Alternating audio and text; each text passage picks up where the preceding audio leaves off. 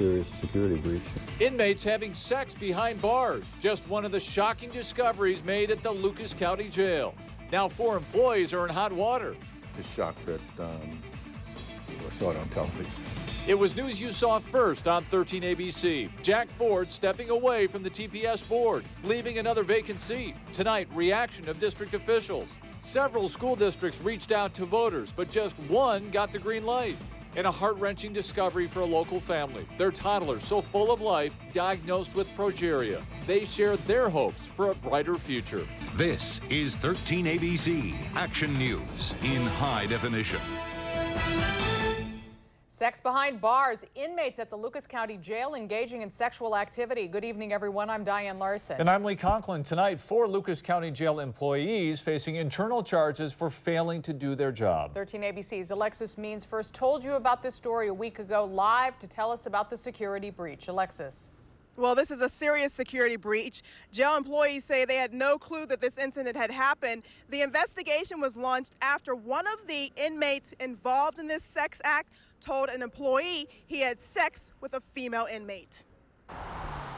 Jail administrators say 4 Lucas County Jail correction officers are in trouble after they left a security door on the medical unit wide open. A group of guards and a nurse were giving inmates medication when it happened. It was caught on tape. After they pass the medications, there's a steel security door there. And one of the guards, you can see him on the cameras, clearly just walking away from the door, leaving the door wide open and unattended. A sheriff administrator investigating the sex act says the employees neglected their duties by not filling out jail logs, not doing rounds, and not closing doors. 13 ABC has learned the door was open for 30 minutes. But at the time, the one female involved here was at the nurse's station. So they shut that door and made it look like it was secured. And then when this female came back into that area, that's when they then made the contact with her, and then there was some consensual sex acts that took place. The medical unit houses male and female inmates, but they are separated by single cells. There are 24 cells on the second floor with a number of jail employees. We were told the inmates were not locked in their cells. Before they have lockdown for, on the midnight shift, the inmates are allowed, the males have a day room, and the females have a day room, so they leave the cell doors open so they can have access to watch TV. And that's when investigators say the 2 male inmates, one by one, slipped past the guards through the unattended door and had sex with a female inmate. Well, there's no excuse for that. I mean, it's a serious security breach, and that's the way we're looking at it, but it's just inattention to the duties of the neglect of duty. A serious violation that could possibly cost the jail employees their jobs. Now, investigators say the employees that were involved in this incident will receive notices in the mail about their hearings. Reporting live, Alexis Means, 13 ABC Action News. New details now on the Bellevue teen who fell to his death back in June. Autopsy and toxicology tests are in. And the News Messenger reports that 17-year-old Ernesto Garcia had a blood alcohol level of 0.26%. That is more than 3 times the legal limit. Last June, Garcia fell from a ladder inside a wind turbine at Bellevue High School. His death has been ruled accidental. 1 person is dead and 2 others are in the hospital after a boating accident on Lake Erie. The Coast Guard says a 25-foot inflatable boat crashed into a break wall near the Ballast Island late last night. When rescue crews arrived, they treated Jennifer Ulisse of Kelly's Island, but she later died. The operator of the boat, Donald Dunn of Put in Bay, and another passenger from Lakewood were taken to Mercy St. V's. No word on their conditions. There were heavy thunderstorms in the area when the accident occurred, but still no official word on what caused the crash. Ballots from yesterday's special election have been tallied, and voters rejected all but 1 levy request by local schools. 68% of voters said no to Lake Local's levy request. It was a tighter race out in Fulton County for Pike Delta York, but the majority of voters there also said no. Another no for Clyde Green Springs, where nearly 70% of voters rejected the request. Benton Carroll Salem also turning down the levy, but not by as much. That district will approach voters with another request on the fall ballot. Different story for Margaretta, though. 56% of voters there said yes to a 5-year levy. That is a change from last May, when they rejected the same levy request. The district targeted likely supporters and school parents and got them to the polls. Otherwise, school leaders say losing $1.5 million in state money would have crippled the district. District cut transportation expenses and did lay off some staffers to be more efficient. Now, with passage of this particular levy, it'll be able to nearly make up funding it will lose from the state. Well, it's news you heard first on 13 ABC. Former Toledo Mayor Jack Ford tells 13 ABC in an exclusive interview that he is done with the Toledo Public School Board. The news has shocked his fellow board members. 13 ABC's Christian Brown joins us live with what those board members had to say. Christian. Well, Diane, they tell me Jack Ford will be missed and they hope good candidates will step forward. I'm not. It's the talk of the Toledo Public School District. This next week is the deadline to file for school board again, and I'm not doing that anymore. So. School board member Jack Ford will not file to keep his seat on the school board. 2 seats are up for grabs this November. Just shocked that I saw it on television. TPS board member Larry Sykes says he's grateful to Ford for his contributions. He's developed a lot of individuals, myself being one. He's been a tremendous asset on the educational, on the board for educational needs of our children. So there's no better time now than to concentrate on oneself. But now the board will have to concentrate on Ford's replacement. My hope is that Ms. Becky retain her seat. My wish is that someone that are qualified, certified, bona fide, solidified, and understand education and only want to do education and run for the children. In a statement, school board member Lisa Sobecki says, quote, "We wish him well as he focuses on his health and family. It's the most important thing anyone can have," end quote. In 2002, Sykes worked on Ford's mayoral campaign. Today, he showed off his memorabilia. As the underdog, we came in and kicked a little butt. He got elected. We laughed, and then he said, "Larry, you want to work for me?" I said, "Oh, no. I'm very happy where I'm at." He said, "What can I do for you?" I said, "Give me an autographed picture." And he said, "An autographed picture?" I said, "That's all I want, Mayor." So that's the Ford I know. And the Ford the political scene will miss. And the deadline to file for the school board seat is August 10th. Reporting live, Christian Brown, 13 ABC Action News. The University of Toledo women's basketball team is getting a jump start on the season. They will be hitting the hardwood in the Middle East. 2 exhibition games will be held in Israel, the homeland of one of the team's star players, Nama Shafir. They leave this Sunday, and 13 ABC is going along to bring the story home to you. I'll be there for the 10-day trip, sending home reports of the games, the sights, plus a visit to Nama's hometown. Now, along with those hoops games, the group will make cultural and religious stops in cities like Tel Aviv and Jerusalem. The women's basketball program has been able to raise more than $120,000 over the past 2 years to cover the cost of the trip. A great trip.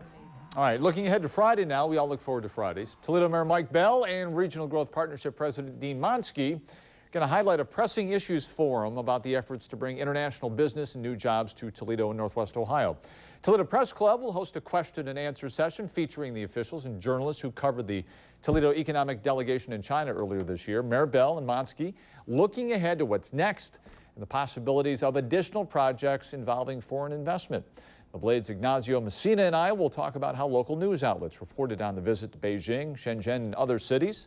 Forum is open to the public, begins at 9 o'clock Friday morning at the main branch of the Toledo Lucas County Public Library downtown.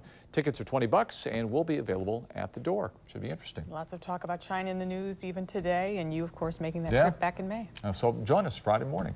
All right, still to come here at 6. A rare disease that ages children well beyond their years. The cases are few, but now another child in our area has been diagnosed with progeria. Tonight we're going to introduce you to Carly, a local tot described as a little dynamo fighting the odds. Got good news for those of you that are kind of tired of hot, humid conditions. You're watching Diane Larson, Lee Conklin, Stan Stachak, and Chad Sokol. This is 13 ABC Action News. Welcome back to 13 ABC Action News at 6 in HD. Thanks for staying with us. It's a childhood disease so rare it affects only 1 in 8 million children. And tonight, the staggering news that we now have not 1 but 2 cases of progeria in the Toledo area. 13 ABC's Susan Ross Wells has followed the story, of course, of Kaylee Halko of Monclova for years now. Now tonight, we meet another little girl who will surely share a special bond with Kaylee in the years to come. A story you'll only see right here on 13 ABC. The odds are unbelievable. With only 18 cases in the U.S. and 80 known cases in the entire world, that 80th case is a White House 1-year-old who lives not quite a stone's throw from Kaylee Halko. Are those the last 2? This is Carly. Her parents describe her as a little dynamo who loves playing with twin older brothers Grant and Garrett. But when Carly was about 6 months old, Heather and Ryan Cudzia had some concerns. Really, the veins in her forehead were kind of bothering me, and I think they were bothering her also. Their pediatrician, Dr. R.W. Mills, who's featured regularly on our What's Going Around segments, also had his concerns and started ordering tests on Carly. I guess got the sense that maybe this was progeria, and started doing a little looking into that. Dr. Mills says he attempted to pursue a progeria test, but was told at 6 months it was too early to diagnose. Tested for pretty much everything under the sun, and everything came back negative. And then they said it could only be, they're going to test for one more thing, and if it's not that, then they don't know. That one more thing was progeria, the accelerated aging disease caused by a gene mutation. The Cudzias went to the website for the Progeria Research Foundation, or PRF, which has pictures of many of the children living with progeria. As soon as I pulled up the pictures, we both knew. We both knew immediately. Testing confirmed on April 21st, Carly Cudzia has progeria. That's a very tricky situation because you're saying, okay, I've got a diagnosis, and yet it's not the diagnosis that you want to hear. So. Carly's progeria diagnosis is the most recent in the entire world. She happens to live about 8 miles from Kaylee Halko, whose story we've covered for years. In fact, Carly's older brothers go to school with Kaylee's older brothers at Anthony Wayne schools. Having two children with progeria living so close together geographically is an entirely complete coincidence. It's nothing more than that. The families have been in touch through Facebook, email, and phone calls, and recently got together for the first time. But it went really well. Her brothers are great. They got along great with our boys, and Marla's awesome, and Kaylee is just a rock star. She's hilarious. She's outspoken and funny and smart and a little bit of a daredevil. And two cases so close together will help Carly. The same specialists who are involved in Kaylee's care will now follow Carly, and our community already has an awareness of progeria. Carly is getting extra calories every day and already taking growth hormone. The Cudzias say they're trying to stay positive and do what they can to help their little girl. We're definitely both on a mission with, PRF's been a lifesaver for us. They're just so close to finding a cure, and we're just trying to be positive, which we are, and we're hoping that, they're going to find a cure soon. In fact, excitement is buzzing about a new drug called rapamycin that shows promise for treating progeria kids. And then when the researchers took it and applied it to progeria cells, it improved them and the disease-causing progerin. It reduced it by 50%. Gordon says progerin is a protein that's in every cell of the bodies of children with progeria at very high levels. But we all have progerin in our bodies in tiny amounts that increase as we age. So this research could have much broader implications. So the idea is if progerin can be reduced in children with progeria and extend their life, perhaps it can do the same for the normal aging population. The Cudzias plan to participate in the next drug trial, but launching that trial is expected to cost PRF about $2 million. They say that PRF needs a champion, and they hope that area businesses that do charitable giving will consider progeria research. Can we get a little 10% sliver of that to PRF, because they're doing so much with so little, and I just feel like even just a fraction, could make all the difference for them. The family is raffling off this golf cart, Carly's cart, for $10 a ticket, all the money going to PRF. They say that life has been a whirlwind in recent weeks, and they're just trying to take it one day at a time. She's happy. Right. She's happy. So, we know what could be tomorrow or the day after, but today she's happy and she's healthy and she feels good, and so, we don't really, to both of us, there's really no choice. You're just going to be positive and do what you got to do, and we'll get it done. We have information on upcoming fundraisers for Carly and the Progeria Research Foundation through a link on our website. In fact, we have several links there if you want to learn more about Carly and Kaylee and about progeria in general. You can also see more of my interview with Carly's parents. Just go to 13abc.com. Susan Ross Wells, 13ABC Action News. Susan, thanks very much. Ahead on Action News at 6, a bit of relief from the summer sizzle in our forecast. A live check of our 13 ABC downtown Toledo action cam. Stan has your 7-day outlook, looking ahead of the weekend and beyond when we come back.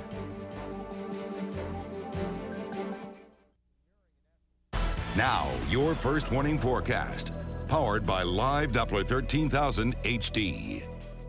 Welcome back, everybody. Thanks for staying with us. A real busy night last night on Live Doppler 13,000 with showers and thunderstorms moving through. Right now, a few lingering showers, but those are moving off to the east towards Cleveland, and you can see them here. Just the power of Live Doppler. We can get down street level, see what's going on. In the rest of the area, nothing's going on. Here's a review. Early morning hours, showers and thunderstorms departing northwest Ohio, moving through the southeastern part of the state. All of this ahead of that wacky cold front last night that really brought some nasty weather to northern Illinois and southwestern Michigan. Those were the headwaters were of all the rain. 83 right now. The winds north at 9 miles per hour, so that northerly wind bringing some cooler temperatures. That along with the cloud cover and the recent rains. So we look forward to the weekend. A couple of slight chances of a thunderstorm showing up, but most of the time okay. And it looks like for at least the next 7 days, the rugged heat-humidity combinations will stay away.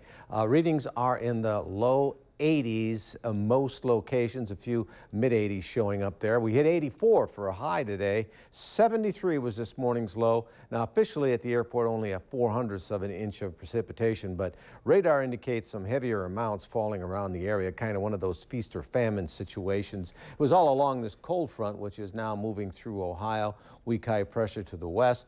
It's going to keep things on the dry side. We will see a weak system in the upper atmosphere move through with a slight chance of showers and thunderstorms for a Friday night. Most of the rain now moving east, not much happening off to the west, and so we'll keep dry weather overhead. 13 ABC predictor looking at tonight, clouds and clear areas at times. For Thursday, a cloudy start, but we will see partly sunny conditions moving in. And temperatures, well, fairly close to normal, which is for this time of year in the low 80s. Moving on into later Thursday into Friday, a weak system will move through. Right now, predictor only painting clouds with it late in the day. Could see a shower or a thunderstorm in the evening hours. So with that, let's take a look at our forecast for the overnight hours. We are looking for skies to be mostly cloudy. Upper 60s for the overnight low. Light northwesterly winds. Northeast winds tomorrow coming in off the lake. Lake temperatures in the upper 70s, so should keep even the lakeshore areas a little cooler than that 83. Becoming partly sunny. Small craft advisory in effect due to that northeast wind. Waves 3 to 5 feet. Taking a look at that extended forecast, 85 at Friday. Slight chance in the evening of a shower or thunderstorm. Clouds on Saturday, then becoming partly cloudy and a slight chance of a shower or thunderstorm late Sunday. Monday and Tuesday looking good. Note the temperatures, though, hanging tough there in the mid-80s, then down into the lower 80s, which is near normal for August, which is something we haven't seen for a while. We don't even know what normal is anymore. What is the new normal? I don't know. It's this hot apparently. and humid. That's what the new normal is. All right, Stan, thanks. Sports coming up next. Stay with us.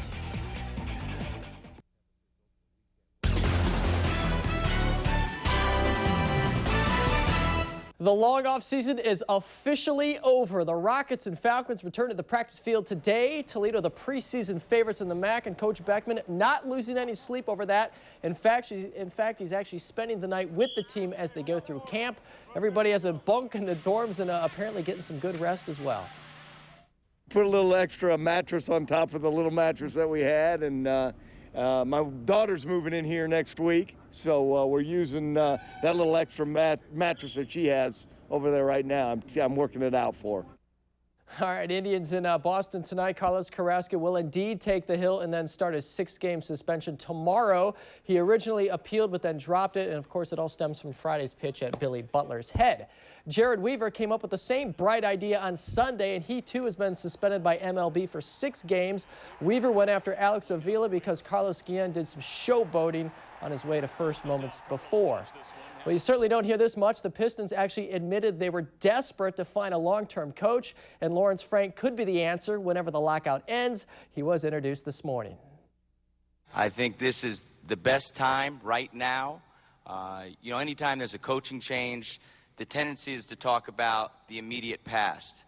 What's always impressed me about this organization, when you look at the standard of excellence over the last 10 years, the numbers don't lie. IndyCar invades Mid-Ohio this weekend, one of the great road courses on the 17-race schedule. This the 12th event of the year. Dario Franchitti, the defending champ and current points leader. I love Mid-Ohio as it's a driver's track. I think we've still got the outright lap record there. I think DeFerrin and I, Gilles, we share that, and something I'm very proud of. And this just in from New England. The Patriots have signed Chris Morris, an offensive lineman out of Bedford, and the Browns have signed former Rocket Archie Donald. Good news on that front. All right, Joe, thanks very much. What to expect weather-wise this evening coming up? Stan has your evening forecast next as we take this live look from our South Toledo Action Cam.